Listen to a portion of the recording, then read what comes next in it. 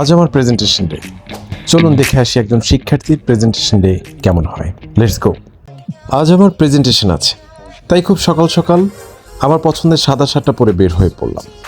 সাদা শার্ট আমার অনেক পছন্দ, কিন্তু আমি পরি না একটা কারণেই, কারণ সাদা শার্ট লয়ের স্টুডেন্টের জন্য একটি ফর্মাল ড্রেস হয়ে গিয়েছে। প্রেজেন্টেশন এবং ভাইবা ছাড়া এটা পরাই যায় না, তাই আমি শুধু প্রেজেন্টেশন এবং ভাইবার দিনই সাদা শার্ট পরি।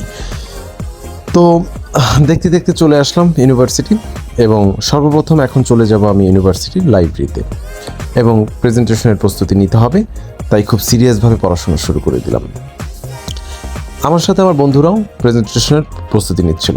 তো শুরু হয়ে গেল আমার প্রেজেন্টেশন। খুব আত্মবিশ্বাসের সাথে প্রেজেন্টেশনটা কমপ্লিট করলাম। আমার কাছে খুবই ভালো লেগেছে। প্রেজেন্টেশন আমার কাছে বরাবরই খুব আনন্দের একটি বিষয়। প্রেজেন্টেশন শেষ করে বন্ধুরা মিলে সবাই চলে গেলাম আমাদের এই মামার দোকানে, এবং এখানে আমাদের সাদি আমাদের সবাইকে ট্রিট দিল। প্রেজেন্টেশন এবং আড্ডা সব কিছুই ছিল অসাধারণ। এখন বাড়ি ফেরার পালা। আজকের মতো বিদায় নিচ্ছি। দেখা হবে পরবর্তী কোনো ভিডিওতে। আল্লাহ হাফেজ।